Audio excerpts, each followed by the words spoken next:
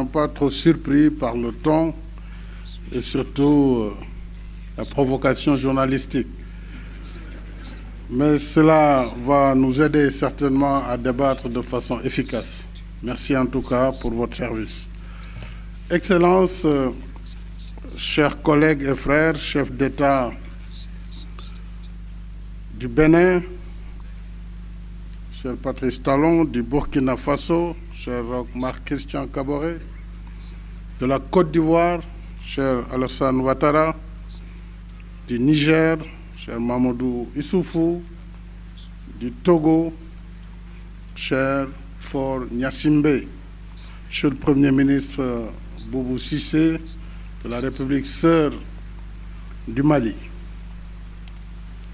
Madame la directrice générale du Fonds monétaire international, chère Kristalina, Madame la vice-secrétaire générale de l'Organisation des Nations Unies, chère Amina Mohamed, Monsieur le vice-président de la région Afrique de la Banque mondiale, cher Hafez, Monsieur le président du Cercle des économistes, cher Hervé Lorenzo, Mesdames et Messieurs les présidents des institutions de la République, Mesdames, Messieurs les ministres d'État, Mesdames et Messieurs les ministres, Excellences, Mesdames, Messieurs les ambassadeurs, chers participants, chers invités. Je voudrais, à l'entame de mon propos, saluer encore une fois les chefs d'État des pays frères et amis qui, malgré leur agenda chargé, ont répondu à notre invitation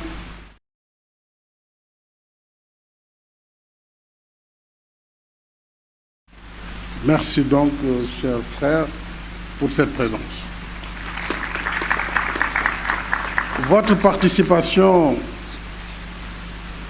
témoigne de notre ambition commune de poursuivre ensemble nos objectifs de développement durable dans un esprit de solidarité et de dialogue confiant avec nos partenaires.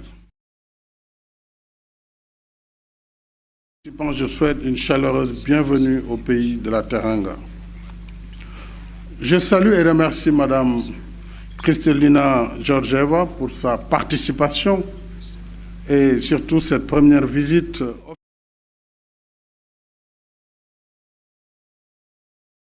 du FMI.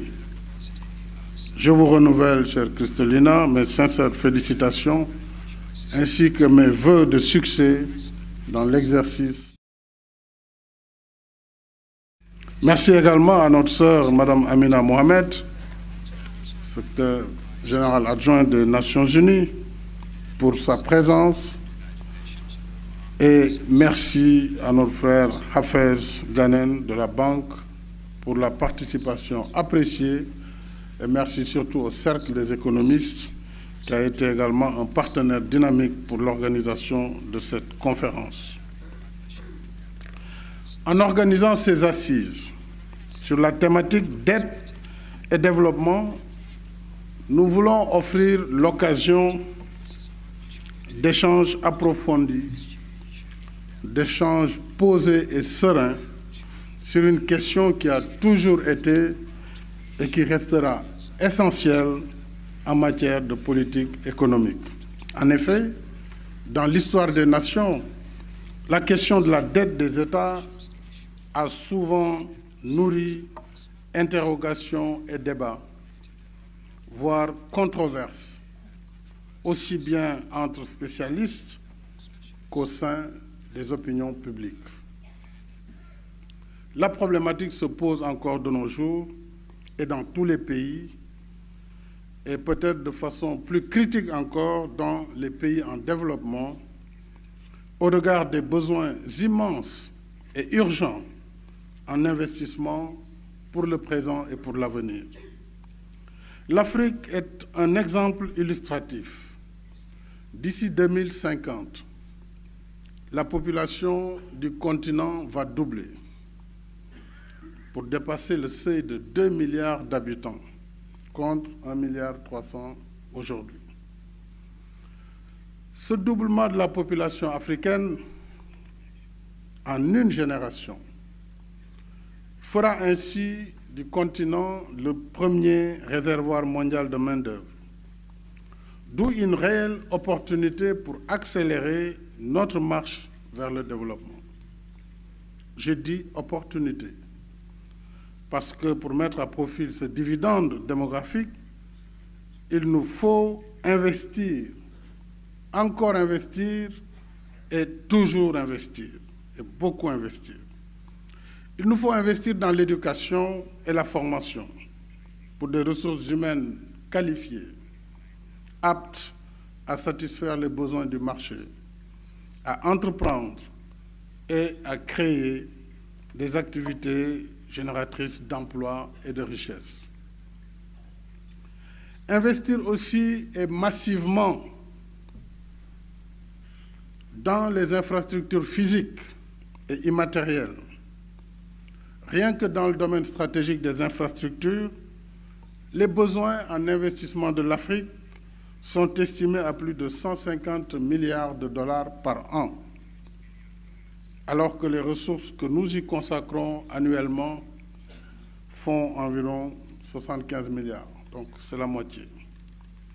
L'Afrique est en quête d'émergence, ou presque. Tout reste à construire. Le continent est aujourd'hui à l'image d'un avion en bout de piste, prêt au décollage.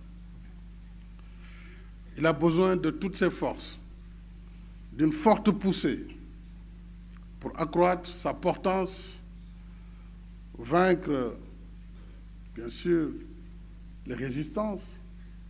Les résistances ici, c'est la pauvreté. Mais il lui faut aussi une piste stable. Si l'avion en décollage doit passer dans une piste avec des nœuds, et des crevasses, évidemment, le décollage risque d'être chaotique. Il faudra donc vaincre la pauvreté et émerger. À cet effet, nous devons mobiliser nos ressources internes et nous en sommes conscients. Les pays doivent faire les meilleurs efforts pour accroître les recettes fiscales. Mais ils doivent également faire appel au financement externe en investissement et en prêt long terme pour réussir le pari de l'émergence. Ce faisant, nous nous inscrivons non dans une dérogation quelconque que nous demandons, mais dans une logique de l'histoire économique observée partout ailleurs. L'endettement n'a jamais été en soi un problème dès lors qu'il est un endettement responsable et qualitatif. C'est-à-dire qu'il finance l'économie productive, source de croissance, de développement et de bien-être social. En ce sens, la dette investie dans des secteurs qui génèrent en retour plus de capacités productives crée par elle-même les conditions de son remboursement. Mais au-delà de l'économie, au sens strict, il y a la question essentielle, je dirais même vitale, du financement de la sécurité. Le présent et l'avenir ne pourraient se concevoir sans sécurité. Il n'y a pas d'État sans sécurité. Il n'y a pas de liberté sans sécurité. Il n'y a pas de démocratie sans sécurité et il ne peut pas y avoir de développement sans sécurité. Nul besoin d'insister sur le défi sécuritaire que nous impose le terrorisme, l'extrémisme violent et les trafics transfrontaliers de tout genre. Trafic d'êtres humains, trafic de drogue, qui a repris en activité dans la région. Et l'Afrique n'y échappe pas. Et la situation au Sahel en dit long. Or, à l'échelle individuelle comme à l'échelle collective, le réflexe naturel de tout corps agressé, c'est de se défendre. Comme le font tous les pays exposés au péril terroriste. Là également, l'Afrique ne peut faire exception. Face à des groupes terroristes armés et déterminés à faire main basse sur des pays entiers, l'investissement dans les capacités de riposte des forces de défense et de sécurité devient non pas une option, mais un impératif existentiel, une question de survie. C'est le cas déjà de beaucoup de pays dont les chefs d'État sont présents ici. Face à une agression, tout pays est obligé de s'équiper pour se défendre. Il nous faut donc trouver, mesdames et messieurs, les mécanismes afin de prendre en compte la situation exceptionnelle où des ressources en principe dédiées au développement sont déviées à l'effort sécuritaire, pour ne pas dire à l'effort de guerre. Et c'est l'une des problématiques que veut poser cette conférence. Il y a ensuite le défi de la société du savoir, qui fait de la science, de la technologie et de l'innovation de puissants leviers de croissance économique et de développement. Et pour être au rendez-vous de la société du savoir, l'Afrique ne doit pas se satisfaire du concept vague de dividende démographique. L'Afrique doit valoriser ce facteur en investissant dans son capital humain par une éducation et une formation de qualité qui contribuent autant que les infrastructures au progrès des nations. D'autres investissements d'avenir peuvent aussi atteindre nos pays lorsqu'il s'agit de nous préparer au rendez-vous, de nous préparer à des rendez-vous inédits. C'est le cas du Sénégal et probablement d'autres pays africains en passe de devenir des pays producteurs de pétrole et de gaz naturel. Un de nos défis pour tirer un avantage optimal de ces ressources, c'est sans doute de faire des prises de participation dans l'exploitation des ressources aux côtés des sociétés partenaires. Nous avons dans le champ Sangomar, sud-est, au sud du pays, un peu avant la Gambie, un champ pétrolier. Nous avons également un champ gazier à la frontière avec la République islamique de Mauritanie, en partage, et la prise de participation pour l'exploitation de ces gisements exige ainsi des ressources considérables qui ne sont pas toujours disponibles au plan budgétaire, malgré toutes les stratégies de mobilisation des recettes et tous les efforts internes. Il nous faut donc, si nous ne voulons pas rester uniquement à capter des royalties, prendre une part active dans l'exploitation des ressources, ce qui, naturellement, demande des moyens importants, pour l'instant estimés entre 1 milliard et 3 milliards de dollars, ce qui nous projette dans l'association à au moins 20%. Autrement, je pense que nous aurons encore des portions beaucoup moins significatives sur l'exploitation de ces ressources. Il y a donc lieu, c'est un exemple que je donne, de faire appel à des financements externes suivant les bonnes pratiques d'autres pays pour ne pas nous contenter uniquement, je l'ai dit, de royalties et de portions congrues. Voilà un autre aspect du financement des politiques publiques qu'il nous faut prendre en considération dans la quête de l'objectif de développement durable. Chers collègues, mesdames et messieurs, ces dernières années, l'Afrique a enregistré une forte augmentation de son niveau d'endettement. Selon les indications du Fonds monétaire, le ratio de la dette publique africaine est ainsi passé de 35% en moyenne au début des années 2000 à 55% du PIB en 2016. Et sur la même séquence temporelle, la tendance haussière a été observée au niveau global, beaucoup plus importante.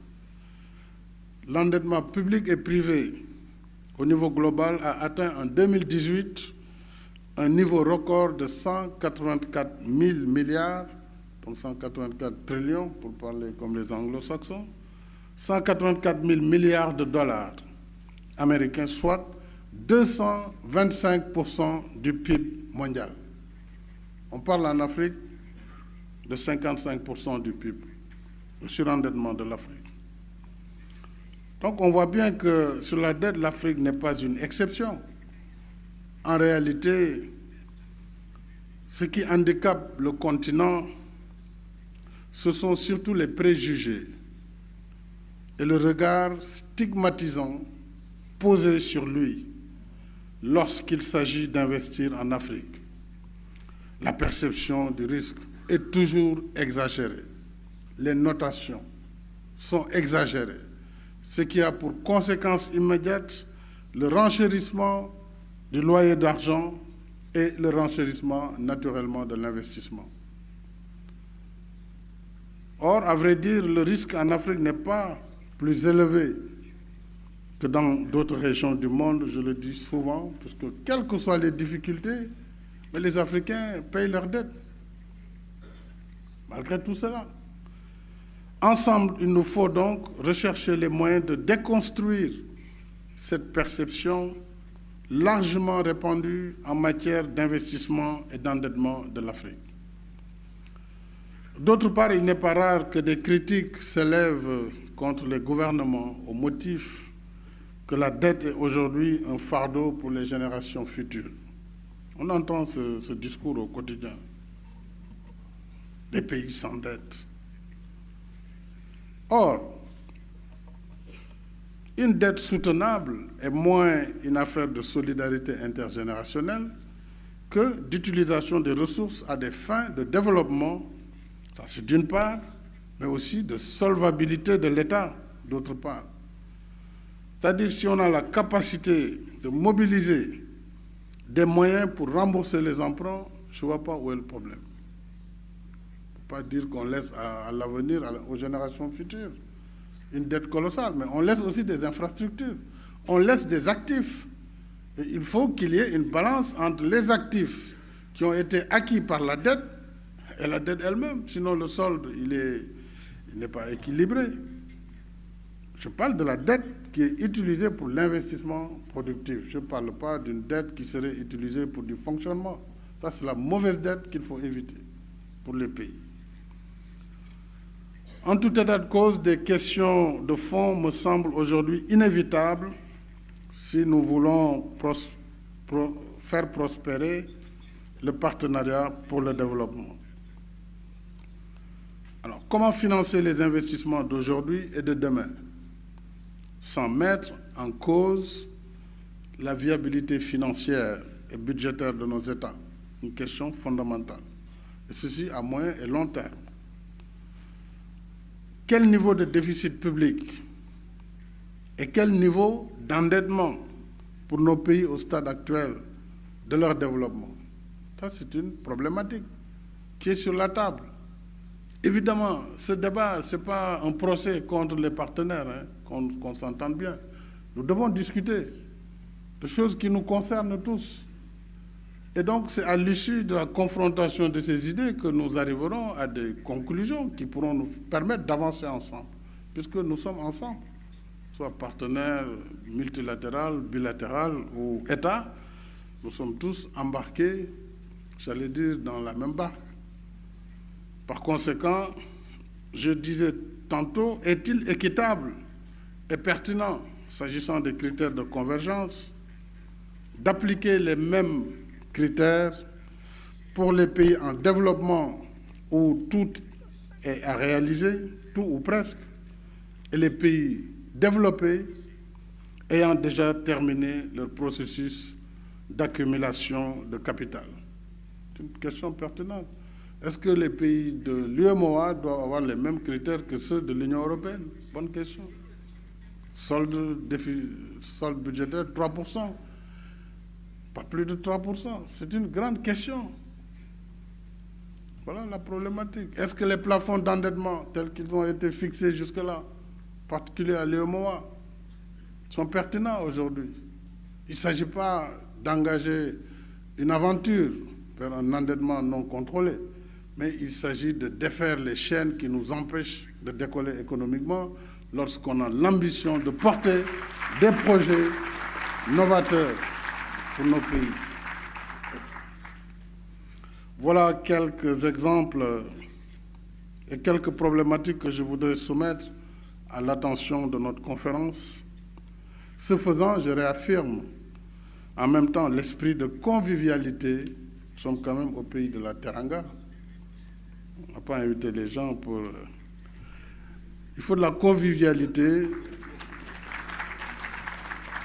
Il faut de la confiance mutuelle qui anime nos relations avec nos partenaires bilatéraux et multilatéraux. Cet esprit nous commande de poser un débat ouvert et sincère. Ouvert et sincère, mais tout aussi serein, convivial et confiant. En tout cas, c'est ce que je souhaite pour cette conférence. En définitive, ce que nous recherchons ici, c'est de contribuer par une démarche lucide et concertée à l'avènement d'une gouvernance mondiale novatrice qui facilite l'accès aux ressources pour financer le développement, en particulier pour financer les objectifs de développement durable, comme la secrétaire générale adjointe, dans le respect des règles de soutenabilité de la dette et de viabilité budgétaire des États. Je déclare ouverte la conférence internationale sur développement durable et dette soutenable, trouver le juste équilibre, et je vous remercie de votre aimable attention.